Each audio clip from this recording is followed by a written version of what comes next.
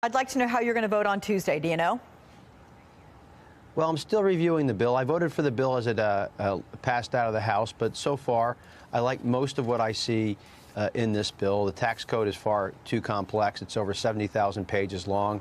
Nearly over two-thirds of my constituents do not itemize. Their standard deduction will be doubled and their rates will be lower. Those are good things. The child tax credit will be doubled from $1,000 to $2,000. So there are various things in this bill that I think are very important. And so I think so far I like what I see. I have an issue with the individual mandate repeal, but I think that the agreements that Senator Collins reached would be very helpful in mitigating any damage from that. In terms of how this is playing out across the country, sir, you heard the senator saying there that Republicans are just trying to rush this, in his words, historically unpopular bill through. There is a poll that's out this week. It was done by Marist. It found that 52% of Americans think the GOP tax bill is going to hurt them financially. There's only 30% out there polled saying it's going to help. Are Republicans losing the PR side of this policy fight? And why do Republicans appear to be rushing this bill through? Well, first, I do think, sure, I think that on the PR side, we've had a lot of challenges on this bill, to be sure. But I heard what the senator had just said. Many of these issues have been thoroughly debated, particularly on the business tax side. I mean, trying to bring the American business tax code into the 21st century is long overdue.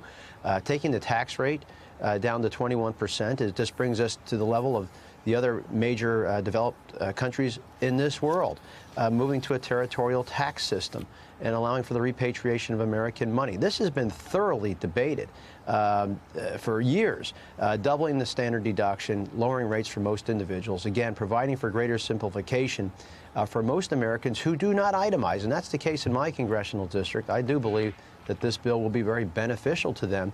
And while you're right about the public relations has been not particularly good, because I think most people are confused about what's in the bill or don't know what's in the bill. I'm still reviewing it myself, but I think that's really what the issue is. As people learn more, I think they'll see a lot of the beneficial aspects. So I want to get your prediction to, rather your reaction to a prediction from Senator Bernie Sanders about where he thinks this tax bill is going to lead us. Let's listen to him. The richest people in this country who are doing phenomenally well, the largest corporations who are enjoying record-breaking profits, do not need huge tax breaks, which then drives up the deficit over a 10-year period by $1.4 trillion, which then leads Trump and Paul Ryan to start saying, well, we have this big deficit, we're going to have to cut Social Security, Medicare, and Medicaid. Look, I know you've heard it. Paul Ryan, the House Speaker, has said entitlement reform is one of his priorities for 2018. So could Senator Sanders be right? Well, let me just first say to Senator Sanders that my estimates are that a family of four making about $75,000 a year gets a little over a $2,000 tax cut. Those aren't big corporations. Families of four making $75,000. But clearly, we need to engage in some type of overall fiscal reform in this country. I was one of the few people who actually was supportive of the Simpson-Bowles initiative. It wasn't perfect, but it was a good start. And that's needed to be done on a bipartisan basis. So, of course, entitlements need to be reviewed, but I think we should do that on a more bipartisan basis. I hope that Senator Sanders will be willing to engage in a constructive discussion on that score. You know, over the years, he has really talked about expanding those mandatory or entitlement programs, which we all know are not sustainable. Okay, let's get to the issue of sexual misconduct. This week during a House Oversight Committee hearing with Deputy Attorney General Rod Rosenstein, there was a question about the accusations against the president. It was all raised there. Let's take a look.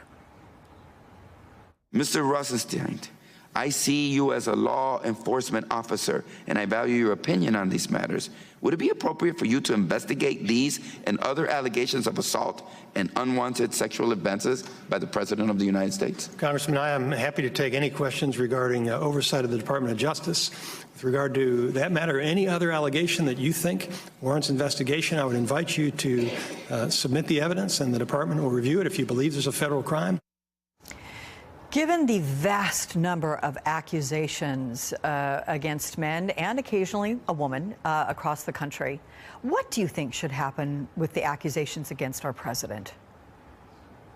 Well, I believe Deputy Attorney General Rosenstein provided an appropriate answer to the question he was asked. Now, that said, as it relates to accusations, and let me kind of bring this back to the House of Representatives. As a former chairman of the House Ethics Committee, I can tell you that if any member of the House or staff brought an accusation of sexual harassment against a member, the committee would look into it. If there is an actual complaint filed with the committee, we will look into it and we would take it very, very seriously.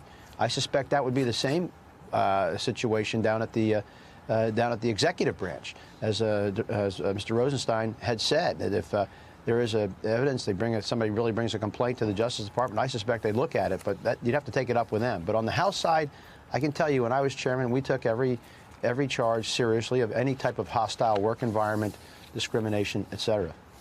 All right. May I ask you just on a personal note, because I read something quite interesting. I know you've previously announced you won't be seeking re-election in 2018, and there are many of your constituents and those of us that work with you who are sorry about that. But there's also word that you might move into the TV analyst business, and that you might leave your seat early, trigger a special election. Can you let us know if that's something you're exploring? All I can say is that I've had a number of conversations with a number of people in a number of areas. I have not made any plans about my future.